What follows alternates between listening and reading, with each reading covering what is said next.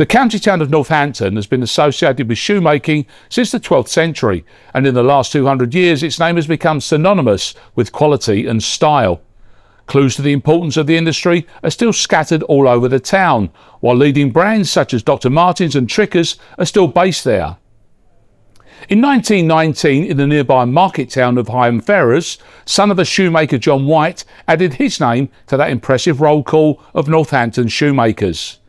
Born and raised in Higham Ferrers, which is just northeast of Northampton, it would become the base of his operation, and even today John White's footprint can be seen across it.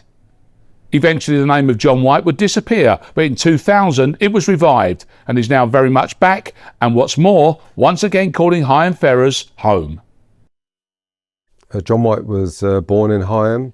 His father was a shoemaker, his grandfather, his great-grandfather, and as far as he was concerned, he was always going to be in the shoe business. He was going to be a shoemaker. He started from scratch. He had no money, and just built it up from nothing. But he was from quite a religious family, and I suppose had this strong belief that he would always make it one day into the company that he really wanted to make. Midland Road was where he decided to sort of, pitch his main offices. And then opposite the offices, there was a parcel of land, and he had cottages built for his office staff at the time. Then he built the John White Golf Club, and I think there were leisure facilities in there for basically John White employees. He always signed his letters off KB.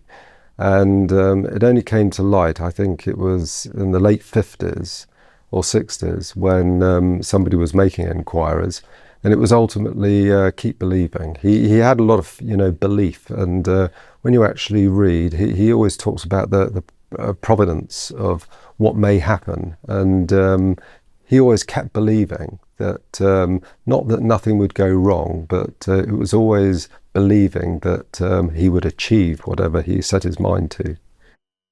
I mean, you go back a long time. It was 1919 when he first started. John White, created the business then, and he was basically making very robust boots that were perfect for the wartime.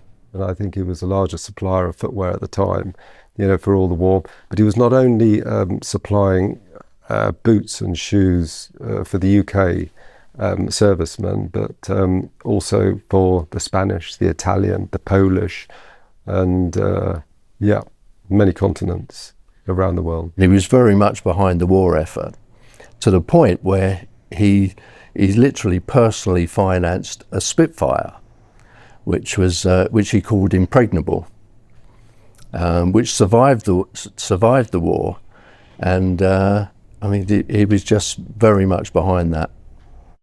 After World War II, where the competition was getting great, he knew that he had to sort of go further afield. He made a couple of appointments and connections he perhaps had in Canada, in Toronto. He got orders, he came back with orders, and he was doing extremely good business. I think 30% of their export business was going to Canada at the time. Then he left Canada, and a lot of people actually followed him. He ended up having the first British brand in Macy's in New York. I think they ended up doing 40% of their export business ended up by going to the States. When John White died in mid-70s, it was bought by the Ward company, so it became Ward White. Anyway, over, let's say, a generation of the 70s, the company pretty much dissolved. And it was revived by a gentleman who called me once. I remember I was in Devizes at the time, and he called me and asked if I would sort of look after the London and South East of England with John White. I took the brand on, and it pretty much stemmed from them. So it was about from 1998, I was travelling with John White. So when you're working with a shoe company that's got decades, into centuries heritage behind it, do you find yourself as a designer, as a company, repeating ideas? I think ultimately the men's trade and the men's business, if not ultimately John White.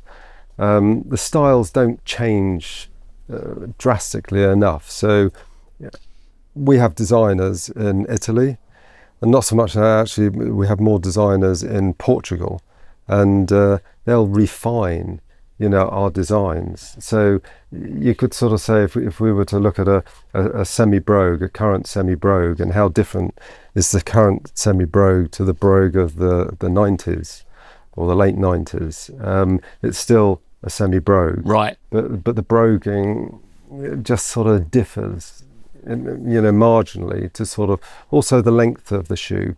So in the 90s and the early part of the century, 2004, 2006, they were quite short, right. Still short. And of course now they're elongated. And of course a European shoe can be even longer, but that's pretty much the differences. Men's trade don't like anything to be too drastic. No. And too many changes. And not least of which is there's a kind of, obviously there's a tradition, and obviously there's a Britishness about John White, because that's who he is and that's what he was doing, wasn't it, from the day one?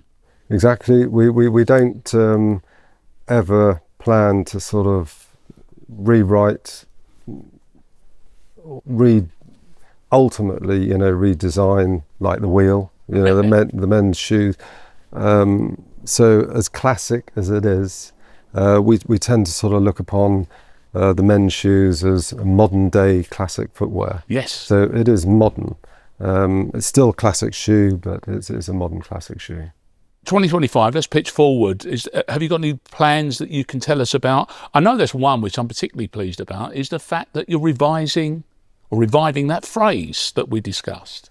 So we are going to revive KB, and we'll have KB printed on the tongue and the back counter of the shoe on our casual collection. So many Sheeny, Barkers, Trickers, and that whole industry is still so synonymous with the shoe world. Worldwide, I mean, I think our last, this is going back to when John White had their last factory, I think 90% of what he made in Northampton went out to Italy,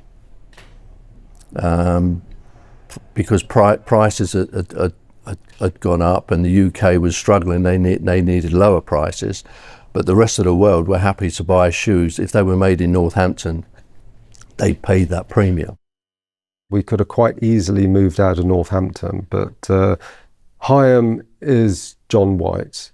So we continue to, trade in Higham Ferrers, and it means a lot.